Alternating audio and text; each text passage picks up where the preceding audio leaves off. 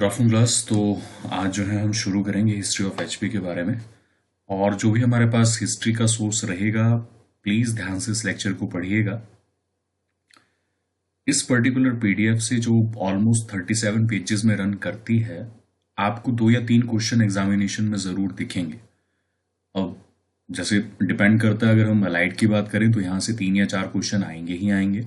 अगर हम एचएस की बात करें तो यहाँ से 2 या 3 क्वेश्चंस, मैक्सिमम 3 क्वेश्चंस और 1 या 2 क्वेश्चंस आपको देखने को मिलेंगे ही मिलेंगे। और ये जो चैप्टर है ये है हिस्ट्री ऑफ हिमाचल प्रदेश, और हम पढ़ेंगे कब से, जो अर्लीस्ट पीरियड हमारे पास है उससे लेके जो आज का एचपी हमारे पास है वहां तक। ठीक है, तो इस बात को ध्यान रखिएगा, ये 2 चैप्टर्स जो हैं ये बहुत इंपॉर्टेंट रहेंगे एचपी की हिस्ट्री के बारे में, और यही आपका बेस बनेंगे बाद की जो जब हम डिस्ट्रिक्ट प्रोफाइल्स भी पढ़ेंगे उनके लिए। तो सबसे पहले अगर हम बात करें तो एचपी की हिस्ट्री में 2 जगह के टूल्स हमारे पास हैं। जैसे कभी भी हम अगर किसी जगह की हिस्ट्री को एक्सप्लोर करने की कोशिश करेंगे तो वहां पे 2 तरह की चीजें हमारे पास रहेंगी। एक हमारे पास रहेंगे आर्कियोलॉजिकल सोर्सेज, दूसरे हमारे पास रहेंगे लिटरेरी रिसोर्सेज। अगर हम आर्कियोलॉजिकल सोर्सेज की बात करें तो उसमें डिस्टिंग्विश रहेंगे stone tools, coins, inscription, scriptures. और लिटरेरी सोर्सेज की बात करें तो संस्कृत के वर्क्स, ग्रीक और चाइनीज जो ट्रैवलॉग्स हैं वो, या वंशावली है वो, जैसे ह्वेन त्सांग हम बाद में पढ़ेंगे, जो एचपी में आएंगे उनके ट्रैवलॉग्स अवेलेबल होंगे। और वंशावली जो है, जो राजाओं की वंशावली लिखी जाएगी उनके बारे में, और संस्कृत के जो हमारे पास पुराने लिटरेचर है उनके बारे में। ठीक है, अब ध्यान रखिएगा एचपी में जो आर्कियोलॉजिकल सोर्सेज हैं उनकी जो महत्व है, और उनका जो महत्व है या उनकी जो महत्ता है वो ज्यादा इसलिए है क्योंकि हमारे पास लिटरेरी सोर्स ज्यादा मात्रा में एचपी में अवेलेबल नहीं है। ठीक है, 1-2 जगह पे आपको देखने को मिलेंगे, उसके अलावा कहीं पे भी नहीं। अगर हम सबसे पहले बात करें तो ऐसा माना जाता है कि एचपी में ज्यादा एक्सप्लोरेशन जो थी वो तब तक शुरू नहीं हुई जब तक एचपी अलग से एक स्टेट नहीं बनी। और जब एचपी स्टेट बनी तो जिसने मुखर तौर पे एक्सप्लोरेशन स्टार्ट करी वो थे हिमाचल स्टेट म्यूजियम के जो क्यूरेटर थे उस समय पे, वो थे डॉक्टर वीसी ओहरी। और इन्होंने जो है एचपी स्टेट म्यूजियम के अंडर जो थे एक्सप्लोरेशन स्टार्ट करी एचपी के बारे में। ठीक है, अब इस बात को ध्यान रखिएगा, कुछ प्लेसेस हमारे पास ऐसे हैं, इनहेरिट प्लेसेस हमारे पास हैं जहां पे जनरली आपको काफी ज्यादा एक्सकेवेशन के चांसेस आपको मिलेंगे। अब जैसे फॉर एग्जांपल अगर मैं आपसे पूछूं कि कहाँ पे एक्सकेवेशन सबसे ज्यादा मिलेगी, तो ध्यान करिएगा वैली वाला चैप्टर जो हमने पढ़ा था, जितनी भी वैलीज हमारे पास थी उनकी रिवर्स जहां जहां पे एग्जिस्ट करती थी वहीं वहीं पे आपको एविडेंसेस जो हैं वो देखने को मिलेंगे। जैसे फॉर एग्जांपल ज्वालामुखी, डेरा गोपीपुर और नूरपुर का एरिया रिवर के किनारे, ब्यास रिवर के किनारे। अगर उसी तरह से हम बात करें मंडी डिस्ट्रिक्ट की तो बल वैली और सरकाघाट वैली, ये 2 वैलीज हमारे पास हैं। अगर हम शिमला डिस्ट्रिक्ट की बात करें तो पब्बर वैली हो गई हमारे पास, और उसके अलावा सतलुज वैली। अगर किन्नौर की बात करें तो बसपा वैली, और हनरंग वैली में भी कुछ तौर पे जो है सिविलाइजेशन देखने को मिलती थी पुराने समय पे। अब सबसे पहले जो हमारे पास मेजर सोर्स है वो सोर्स है क्वाइंस, और क्वाइंस जो है वो हमारे पास जो अवेलेबल है, सबसे पुराने क्वाइंस एचपी में वो अवेलेबल हैं ट्राइबल किंगडम्स के। अच्छा, एचपी में कौन कौन से ट्राइबल किंगडम थे, तो 4 बेसिकली हमारे पास ट्राइबल किंगडम थे, त्रिगर्ता, औडंबरा, कुल्लूता और कुरिंदास। इनके बारे में हम पढ़ेंगे जैसे चैप्टर आगे बढ़ेगा, बट अभी के लिए बस आप ये याद रखिए, त्रिगर्ता, औडंबरा, कुल्लूता और कुरिंदास। अब इनके जो है 89 क्वाइंस एचपी में मिले हैं।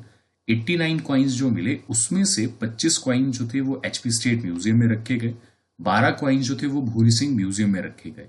अब ये जो टोटल हमारे पास 37 क्वाइंस थे ये हमें मिले थे अर्की से।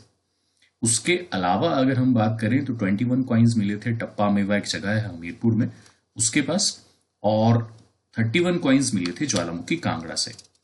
अब इसको समझने के लिए आपको 2 चीजें और ध्यान में रखनी पड़ेंगी। अर्की तो चलिए साइडलाइन में हो गया, पर ज्वालामुखी, नूरपुर, पठानकोट, ये जो एरिया था ये पुराने समय में ट्रेड रूट का एरिया था।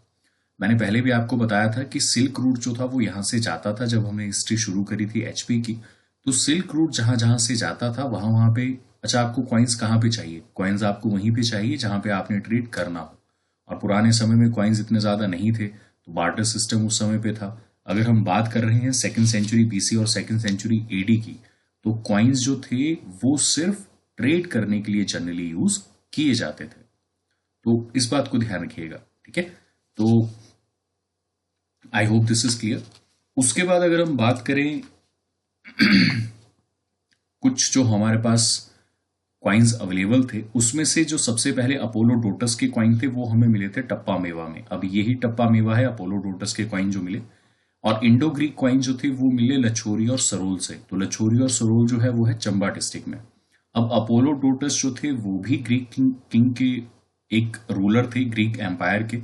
और इंडो ग्रीक जो थे वो भी ग्रीक एम्पायर के रूलर थे। तो एक समय पे, पुराने समय पे ग्रीक किंगडम पूरे वर्ल्ड पे जो था वो रूल करता था। उसी रूलर्स के ये राजा थे अपोलो डोटस। तो इससे हमें क्या पता लगता है कि जो हमारे पास इन्फ्लुएंस था ग्रीक किंगडम का, वो हमीरपुर और चंबा तक एग्जिस्ट करता था, ठीक है। इस बात को ध्यान रखिए। बोलने का मतलब क्या है कि ग्रीक जो रूलर थे उनका पेनिट्रेशन चंबा और हमीरपुर तक एग्जिस्ट करता था। तो ये Greco Bactrian penetration up to Chamba और हमीरपुर। जो हमारे पास कुल्लू के अगर सबसे पुराने क्वाइन की बात करें तो वो बिलोंग करता है 1st सेंचुरी एडी को। और वहां पे वीरियश राजना या वीरियश किंग जो था उस क्वाइन पे, ऐसा माना जाता है कि उस पर्टिकुलर राजा ने उस क्वाइन को इशू करा था। और उसके बाद अगर हम बात करें कांगड़ा की, तो कांगड़ा में एक क्वाइन जो हमें मिलता है उस पे 2 लोगों के नाम लिखे गए हैं। पहला जो लिखा गया है वो लिखा गया है लक्ष्मण चंद्रा या लक्षामना चंद्रा, ठीक है। और वो उस समय पे कांगड़ा के लोकल चीफ माने गए। और उनके जो ओवरलॉर्ड थे वो थे जयचंद्रा, जो कि जालंधर के रूलर थे। तो अभी जालंधर और त्रिगर्ता को कंफ्यूज मत कीजिएगा। जालंधर और त्रिगर्ता जो थे वो अल्टरनेटिवली यूज किए जाते थे। और जब हम आगे पढ़ेंगे तब आपको चीजें क्लियर होंगी। बट अभी के लिए यहाँ पे मान के चलिए कि लक्ष्मण चंद्रा जो थे वो कांगड़ा के राजा थे या त्रिगर्ता के राजा थे। और जया चंद्रा जो थे वो जालंधरा के राजा थे। कई दफा ये नाम अल्टरनेटिवली भी यूज किए जाते हैं, कई दफा एक साथ ही यूज किए जाते हैं। तो इस चीज को कंफ्यूज मत कीजिएगा। कुल्लू का जो वीरियश किंग है ये बहुत इंपॉर्टेंट क्वेश्चन है। और कांगड़ा का लक्ष्मण और जयचंद्रा ये भी इंपॉर्टेंट क्वेश्चन है, ठीक है। इन तीनों को ध्यान रखिएगा। ये रही क्वाइंस की इंफॉर्मेशन, अगर हम क्वाइंस की बात करें, ठीक है। अब क्वाइंस जनरली कमर्शियल एक्टिविटीज के लिए। अगर हम इंस्क्रिप्शंस की बात करें तो इंस्क्रिप्शंस जो हमारे पास रखी गई उसमें सबसे इंपॉर्टेंट इंस्क्रिप्शन जो हमारे पास है वो है निर्मल कॉपर प्लेट। महाराजा समुद्र सेना को ये डेडिकेटेड है और ये 7th सेंचुरी एडी को जो है बिलोंग करती है। अगर हम एचपी की बात करें तो सबसे अर्लीस्ट इंस्क्रिप्शन जो हमारे पास कहीं से मिली हैं वो मिली हैं पतियार और कन्हारा से, कांगड़ा डिस्ट्रिक्ट में। और बाकी जो हमारे पास पोटेंशियल साइट्स हैं वो हैं शिमला में सूपुर, जहां से हमें मिली है, सॉरी पोटेंशियल साइट नहीं, जहां से हमें और इंस्क्रिप्शन मिली है शिमला के सूपुर में जो कि हडकोटी टेम्पल के पास है, और मंडी के सलूनू में जो कि मैंगलोर के पास है, ठीक है। तो इस बात को ध्यान रखिएगा। उसके बाद अगर हम स्टोन इंस्क्रिप्शन की बात करें तो बेसिकली स्टोन इंस्क्रिप्शन जनरली आपको 2 जगह पे देखने को मिलेंगी, एक चंबा और एक कांगड़ा। अच्छा, चंबा और कांगड़ा में ज्यादा क्यों मिलेगी? क्योंकि यहाँ पे एक सती प्रथा का एक ट्रेडिशन था, जहां पे जो भी औरतें सती हो जाती थी उनको कहा जाता था कि ये देवी अब बन चुकी हैं। तो उनके नाम पे पत्थर जो थे वो डेडिकेट किए जाते थे। और कांगड़ा में तो बकायदा, जब हम कांगड़ा की हिस्ट्री में पहुंचेंगे तो वहां पे मैं आपको बताऊंगा कि कांगड़ा में बकायदा एक हमारे पास जो डेडिकेटिव हमारे पास स्टोन्स हैं जो कि कमोमोरेट करते थे, जो कि औरतें सती हो चुकी थी पुराने समय में, उनके लिए खड्ड में स्टोन रखे जाते थे। और चंबा में तो जो सती टेम्पल है वो एग्जिस्ट करता है। सूही फेयर जो है वो भी सती जो रानी हो गई थी चंबा की, उनको याद करने के लिए ही सेलिब्रेट किया जाता है। तो ये सारी चीजें हम पढ़ेंगे। बट स्टोन इंस्क्रिप्शन जो थी वो बेसिकली अगर हम डिवाइड करें तो रॉक, फाउंटेन, स्लैब और सती। तो रॉक इंस्क्रिप्शन कई जगह रॉक्स पे बनाई जाती थी, कई जगह फाउंटेन्स पे बनाई जाती थी, कई जगह स्लैब्स इशू की जाती थी, और कई जगह सती जो थी वो कमोमोरेट की जाती थी। इन्हीं को अगर हम और दूसरे पार्ट में डिवाइड करने की कोशिश करें तो कमोमोरेटिव, डोनेटिव और डेडिकेटिव। और चंबा में मैक्सिमम इंस्क्रिप्शन क्यों है? क्योंकि यहाँ पे सती प्रथा जो थी वो काफी ज्यादा प्रेवलेंट थी। तो इस बात को ध्यान रखिएगा। और सबसे ज्यादा इंस्क्रिप्शन आपको कहाँ पे मिलेंगी? चंबा में। हाँ, ये तो हमने पढ़ लिया। अच्छा, उसके बाद बात करते हैं लिटरेरी सोर्सेज की। तो सबसे पुराने सोर्सेज जो हमारे पास, पुराने तो क्या, पर जो सबसे पुराने सोर्सेज हमारे पास रहेंगे वो तो संस्कृत लिटरेचर ही रहेगा, ऋग्वेद, सामवेद। पर पर्शियन लिटरेचर जो है वो भी काफी ज्यादा प्रोमिनेंस है, क्योंकि पर्शियन जो थे वो अप्रोक्सीमेटली 11th सेंचुरी में आना शुरू हुए। याद रखिएगा ये साल बहुत इंपॉर्टेंट है।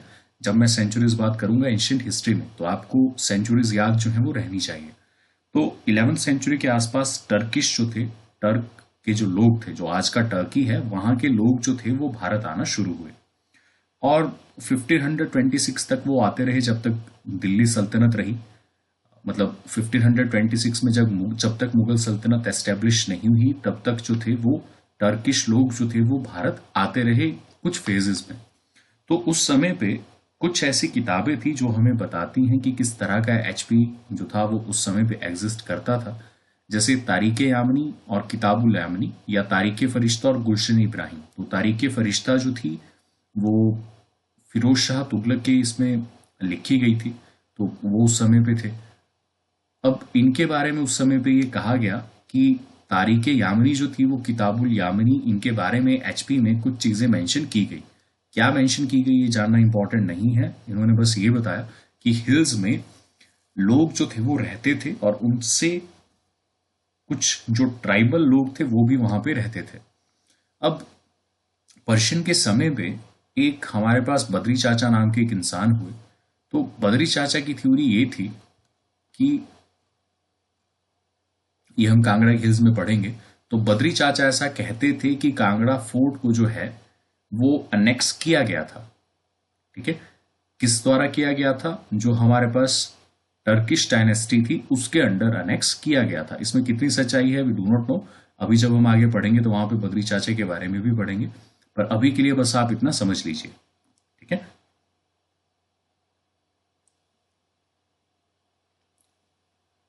अब जब टर्किश इन्वेजन हुई तो दो चीजें एचपी में हुई। रेबल जो थे, मतलब अब ऐसा माना जाता है कि एचपी में जितने भी लोग थे वो वेव्स में एचपी की तरफ आए। तो पहला जो था वो रेबल्स हिमालयाज की तरफ जाते थे शेल्टर ढूंढने के लिए। दूसरा पेनिट्रेशन जो थी, जब तुगलक डायनेस्टी भारत में रूल करने लगी तो तब भी कुछ लोग जो थे वो नॉर्थ की तरफ मूव करें। इसके बाद हमारे पास हुए मोहम्मद बिन तुगलक के समय पे। मोहम्मद बिन तुगलक जो थे वो 14वीं सेंचुरी में 1365 या 1367 के आसपास भारत में रूल करते थे। तो उस समय पे एक जियाउद्दीन बरानी नाम के इंसान हुए। अब जियाउद्दीन बरानी जो थे उन्होंने ये रेफरेंस दिया है कि नगरकोट को जो है इन्वेड किया गया था। नगरकोट किसको कहा जाता था? नगरकोट कहा जाता था कांगड़ा की राजधानी को। तो नगरकोट इन्वेजन जियाउद्दीन बिरानी ने लिखा है कि नगरकोट जो था वो मोहम्मद बिन तुगलक के समय में जो था वो ऑक्युपाई किया गया। और उस समय पे फिरोज शाह तुगलक जो थे उनके बारे में भी मेंशन किया गया कि मोहम्मद बिन तुगलक के बाद जो फिरोज शाह तुगलक थे उनके समय पे भी जो नगरकोट का फोर्ट था उसको सीज किया गया। पर अगर आप कांगड़ा की हिस्ट्री को पढ़ेंगे तो कांगड़ा की हिस्ट्री ये कहीं भी नहीं मानती है कि 1620 से पहले नगरकोट फोर्ट को जो है कंट्रोल में लिया गया। 1620 में मुगल एम्पायर के कंट्रोल में नगरकोट फोर्ट जाए, बाद में जब हम हिस्ट्री पढ़ेंगे तो जाएगा। तो कांगड़ा की हिस्ट्री ये कहती है कि नगरकोट फोर्ट जो है वो नहीं गया। पर अगर हम टर्किश हिस्ट्री की बात करें तो दो दफा वो ये बताते हैं कि नगरकोट फोर्ट पे जो है हमला किया गया। एक बताते हैं जियाउद्दीन बरानी जो कि राइटर थे मोहम्मद बिन तुगलक के, और दूसरे हमारे पास बताते हैं फिरोज शाह तुगलक के राइटर कि हाँ नगरकोट को उनके समय पे भी सीज जो था वो किया गया। इसके बाद मंगोल जो रूलर थे अमीर तिमूर या तिमूरी, और ऐसा कहा जाता है कि तिमूर के नाम पे ही जो था धमेरी नाम रखा गया था। तो नूरपुर पे जो है जब तिमूर ने अटैक करा, अमीर तिमूर जो कि मंगोल इन्वेडर थे, तो उनके उपलक्ष्य में नूरपुर का नाम, जो आज का नूरपुर है, उसका नाम पहले धमेरी था, और वो धमेरी जो था वो तिमूर के नाम से तिमेरी से धमेरी बना था। ठीक है, तो इस बात को ध्यान रखिए। तो वहां से हमें ये एविडेंस मिलता है कि जो मंगोल इन्वेडर थे उन्होंने भी जो जगह हमारे पास थी, कौन सी जगह, धमेरी के नाम में वर्णन किया था। ठीक है, और उस समय पे ऐसा कहा जाता है कि एक राजा जो थे, रतन सेन नाम के जो राजा थे, वो शिवालिक हिल्स को रूल करते थे, प्रोबेबली त्रिगर्ता के रीजन को। उसके बाद हमारे पास एविडेंसेस जो हैं वो अकबरनामा या आईने अकबरी जो कि अबू फैजल ने लिखी थी, और उसके बाद जहांगीरी जो कि तुजुके जहांगीरी ने लिखी थी। ठीक है, अगर उसके बाद की बात करें तो संस्कृत लिटरेचर हमारे पास सबसे रिलायंट सोर्स है। तो संस्कृत लिटरेचर में कुछ किताबें जो हमारे पास है उनको ढंग से पढ़िएगा। ऋग्वेद ने जो हिमालयन ट्राइब्स थी उनके बारे में मेंशन करा था जो 1800 बीसी से एग्जिस्ट करती थी, एक्सेप्ट फॉर किन्नर ट्राइब। किन्नर का वर्णन जो है वो वेदों में नहीं है, ऋग्वेद में नहीं है। उसके अलावा जितनी भी ट्राइब्स हमारे पास थी या जितनी भी ट्राइब्स हमारे पास उस समय पे एग्जिस्ट करती थी, जैसे 4 ट्राइब्स हमने पढ़ी, औडंबरा, कुनिंदा, कुल्लुता, ठीक है, और एक जो हमारे पास थी उसका नाम क्या था,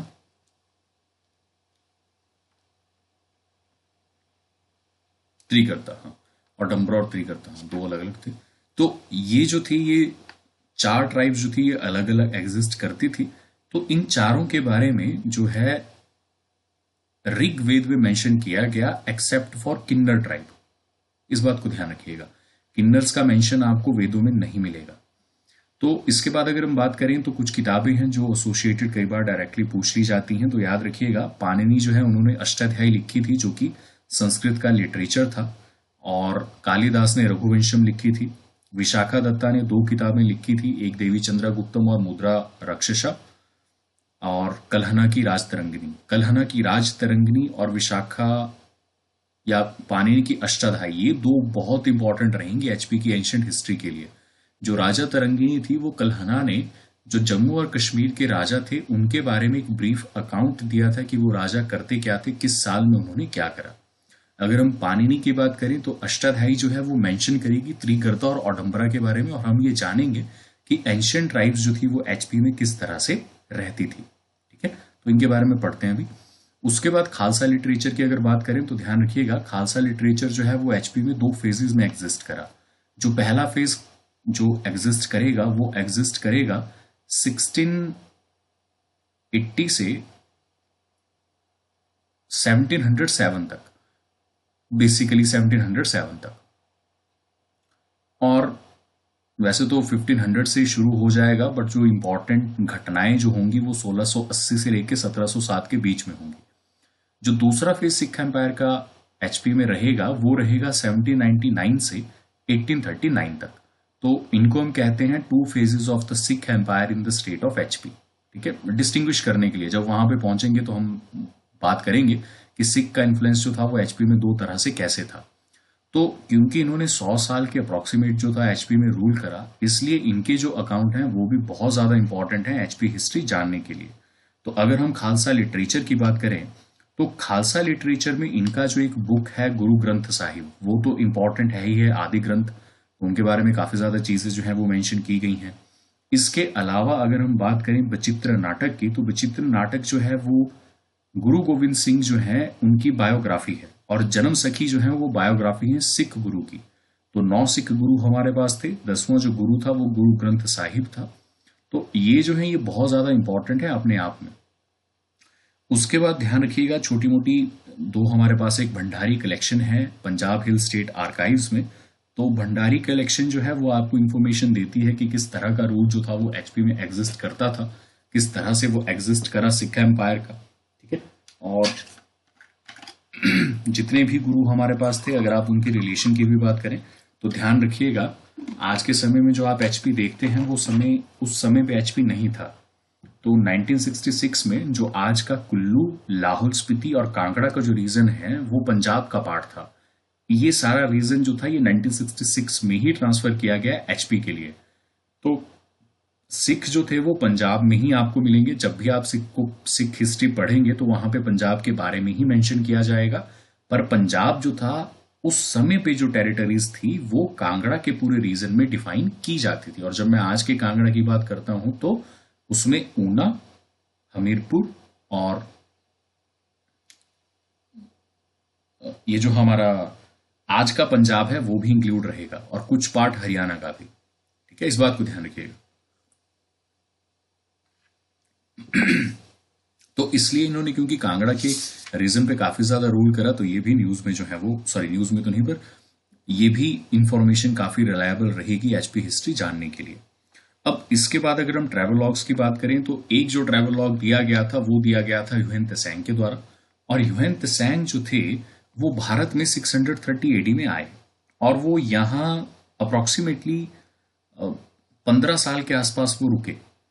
और उन 15 साल में, या ये जो 18 साल जो रुके, इन 18 साल में उन्होंने जिन रियासतों के बारे में मेंशन करा और जो रियासतों के बारे में उन्होंने इंफॉर्मेशन दी, वो इंफॉर्मेशन जो है वो बहुत ज्यादा इंपॉर्टेंट रहेंगी जानने के लिए। ठीक है, इस बात को ध्यान रखिएगा। और उसके बाद फिर हमारे पास औरंगजेब के समय में जो थे थॉमस कुरियाट आए, हिमंत सेन नहीं बट थॉमस कुरियाट। 1783 में औरंगजेब नहीं थे क्योंकि औरंगजेब की डेथ जो थी वो 1707 में हुई थी। 1783 में फॉस्टर आए, 1815 में जेबी फ्रेजर आए, 1817-18 में अलेक्जेंडर जेरार्ड आए, फिर मूरक्राफ्ट आए 1820 में। मूरक्राफ्ट बहुत इंपॉर्टेंट रहेंगे कुल्लू की हिस्ट्री जानने के लिए। ठीक है, और उसके बाद कैप्टन मंडे, फिर मेजर आर्चर, बैस चार्ल्स ह्यूगल, जे वीगने, जेसी डेविडसन और कैप्टन एपीएफ हारकुट। ये तो कुल्लू के बारे में बहुत डिटेल अकाउंट देंगे कैप्टन एपीएफ हारकुट। तो कुल्लू की जब हम हिस्ट्री पढ़ेंगे तो वहां पे इनका जरूर मेंशन हम पढ़ेंगे और इन्होंने जो चीजें कुल्लू के बारे में लिखी हैं उनके बारे में भी बात करेंगे। ठीक है, तो इन बात को ध्यान रखिएगा। ये कुछ हमारे पास ऐसे लोग हैं जो जानना जरूरी है कि किस तरह से एचपी में आए और उन्होंने क्या क्या इंफॉर्मेशन एचपी के बारे में दी। इसके बाद अगर हम बात करें वंशावलीज की, तो वंशावली जो है वो राज पुरोहितों के द्वारा लिखी जाती थी और आज के समय में ये काफी इंपॉर्टेंट सोर्स है जो एंशियंट हिस्ट्री है। जब हम बाद में राजाओं के बारे में पढ़ेंगे डिस्ट्रिक्ट प्रोफाइल में, तो मैक्सिमम जो है वो वंशावली से ली गई हैं। वंशावली को वापस रिक्रिएट किया गया है। उन वंशावली के आधार पे ये समझा गया है कि किस तरह से जो चीजें थी वो एग्जिस्ट करती थी पुराने समय में। राजाओं के कौन बेटे थे, किस तरह की उनकी लड़ाइयां हुई, किस राज्य के साथ उनके विवाद थे, किन राज्यों के साथ उनके संबंध अच्छे थे, ये सब किसमें बताया गया? वंशावली में। ठीक है, ध्यान रखिएगा, सिर्फ वंशावली को हम बेस नहीं बनाते हैं, सारे सोर्सेज को इकट्ठा करके उनका एनालिसिस करके उनको इक्विवेलेंट उनकी स्टडी करके बाद में हम इस कंक्लूजन पे पहुंचेंगे। ठीक है, उसके बाद अगर हम बात करें तो 2011 में HP language art and culture academy जो थी, मतलब जो है आज भी एग्जिस्ट करती है, तो उसे 600 साल पुरानी एक ओल्ड मैन्युस्क्रिप्ट मिली स्पीति वैली में। और अभी तक लैंग्वेजेस जो है हमने वो जो इंफॉर्मेशन लैंग्वेजेस के बारे में पढ़ी है उससे हमें अगर नहीं भी पढ़ा है तो अभी के लिए मान लीजिए कि जो भी हमारा किन्नौर और स्पीति का जो रीजन रहेगा वहां पे भोटी लैंग्वेज जो है जनरली बोली जाएगी। तो भोटी लैंग्वेज जो है उसमें ये पर्टिकुलर मैन्युस्क्रिप्ट जो है ये एग्जिस्ट करती है और ये डील करती है आयुर्वेदिक सिस्टम ऑफ मेडिसिन के साथ। ये उस समय पे गोल्डन वर्ड्स में लिखी गई थी। सॉरी, ये भोटी लैंग्वेज यहाँ पे ये खत्म है। उसके बाद इसी पर्टिकुलर जो अकेडमी है उसे एक अलग से मैन्युस्क्रिप्ट और मिली जो कि गोल्डन वर्ड में लिखी गई थी। गोल्डन वर्ड मतलब स्वर्णिम अक्षरों में लिखी गई थी। अब स्वर्णिम अक्षर का मतलब ये है कि वो गोल्ड से लिखी गई थी या उसके वर्ड्स काफी ज्यादा इफेक्टिव थे। इसके डिटेल में जाने की जरूरत नहीं है क्योंकि अभी तक मुझे भी क्लियर नहीं हो पाया।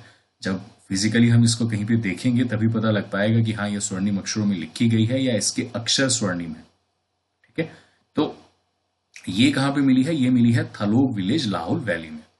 तो ध्यान रखिएगा, आपको मैंने फर्स्ट लेक्चर जब एचपी का पढ़ाया था तो मैंने आपको कहा था कि फॉसिल्स के हिसाब से सबसे इंपॉर्टेंट जो वैली रहेगी वो रहेगी लाहौल और स्पीति।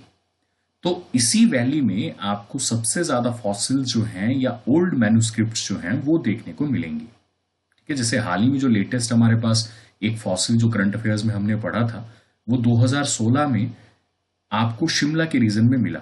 और शिमला के रीजन में आपको जो फॉसिल था वो I think 20 million years ago एक ट्री था उसका मिला था। और सॉरी हाँ 20 मिलियन ईयर्स अगो, 45 मिलियन पहले हिमालय, हाँ तो 20 मिलियन ईयर्स अगो जो है वो ट्री मिला। वो ट्री कब मिला? जब हाईवे की वाइडनिंग हम कर रहे थे तो उसको जो है प्रिजर्व किया गया।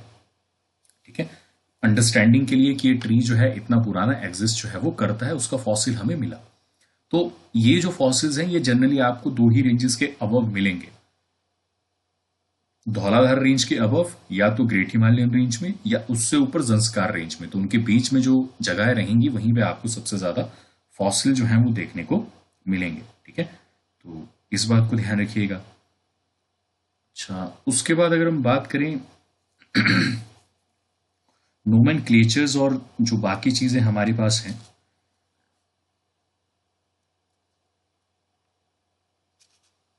वो हैं जो टाइटल या जो रिलेशन हमारे पास रहते थे हिल स्टेट्स के और राज्यों के साथ। अब जैसे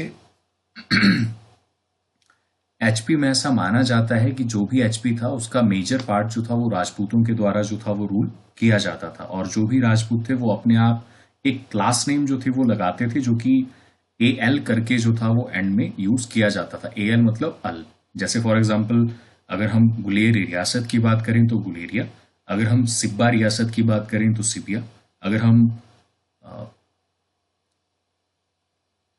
जस तो जस जसरोत रियासत की बात करें तो जसरोतिया, मनकोत रियासत की बात करें तो मनकोतिया। ठीक है, तो इस तरह की चीजें जो थी वो यूज की जाती थी अल और इयाल के साथ। तो उनसे भी काफी ज्यादा रिलेशन जो है, ये काफी ज्यादा जो चीजें हैं वो एस्टेब्लिश होती हैं हिस्ट्री के बारे में। तो इस बात को ध्यान रखिएगा। अब 22 क्लैन, ऐसा माना जाता है कि राजपूतों की जो 22 क्लैंस थी वो एचपी में एग्जिस्ट करती थी जहांगीर के समय में। तो जहांगीर ने, ताकि हिल स्टेट्स की लॉयल्टी इंश्योर की जाए, तो इसलिए जो भी हमारे पास हिल स्टेट्स के जो राजा थे उनको टाइटल दिया गया मियाँ का टाइटल। ठीक है, तो एंसेस्टर्स आज भी जो राजपूत हैं जो टाइटल मियाँ मियाँ, कुछ क्लैंस ऐसी आपको रहेंगी जो अपर क्लैन रहेंगी राजपूतों में, जैसे कटोच क्लैन हो गई। मतलब इनके भी अपने अपने पार्ट थे तो उसमें डिटेल में जाने की जरूरत नहीं है, बस इतना समझिए कि जो अपर राजपूत थे वो अपने आप को मियाँ करके जो थे वो आज भी उस तरह से वो एक दूसरे को जो है ग्रीट करते हैं डायरेक्टली और इनडायरेक्टली।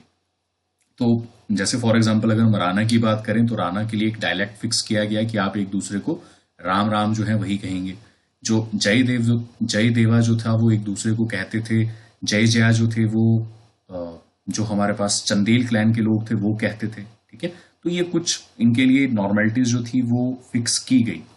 उसके बाद जो भी मियाँ रहेगा उनके लिए कुछ नॉर्म भी फिक्स किए गए। वो नॉर्म तो इम्पोर्टेंट नहीं है, पर आपके लिए जानना जरूरी है कि जो जिन लोगों को मियाँ का ऑनरिफिक टाइटल जो था वो अलॉट किया गया, वो कुछ बंधनों से बंधे थे कि वो क्या नहीं करेंगे। सबसे पहले उनको कहा गया कि वो खेत में हल नहीं चलाएंगे। इसीलिए जो पुराने लोग थे या जो भी पुराने राजपूत थे, उनकी जो खेतें हो, जो फील्ड्स होती थी, वो किसी और ट्राइब के पास या निचली जाति के पास जो थी वो जोतने के लिए दी गई होती थी। और अक्सर अगर आपके दादा या परदादा इस समय पे जिंदा हैं तो आप उनको ये कहानियां सुनाते हुए सुनेंगे कि उनके पास जो जमीन थी वो किसी और जो छोटी जाति का लोग था। अब ये बोलना ठीक तो नहीं लगता, पर अब उस समय सोसाइटी हमारी ऐसी थी तो हम भी क्या कर सकते हैं। तो जो छोटी जाति के लोग थे उनको जोतने के लिए दी गई थी। बाद में जो सरकार नया जो लॉ थी वो लेके आई, तो वो जमीन जो वो जोतते थे, जिनके वो टेनेंट थे, उन्हीं के वो मालिक बन गए। ठीक है, इस बात को ध्यान रखिएगा। अब मियाँ को क्या करना पड़ता था कि वो जो है वो हल नहीं चलाएंगे। उनकी जो डॉटर होगी वो किसी निचली जाति के साथ शादी नहीं करेगी, वो खुद किसी निचली जाति के साथ शादी नहीं करेंगे, और वो अगर उनकी डॉटर का बेथोतल होगा तो वो पैसा वापस उसके बदले नहीं लेंगे। उनके घर की जो औरतें होंगी वो स्ट्रिक्ट सेक्लूजन, मतलब किसी के साथ घुलेंगी मिलेंगी नहीं, सिर्फ अपने घर तक रहेंगी। ये सारी चीजें जो थी उस समय पे फिक्स की गई। तो ये तो रहा हमारे पास एविडेंस का काम। ठीक है, अब जो है अब आते हैं हम evidence of pre historic man पे। तो पहला जो एविडेंस हमें मिलता है प्री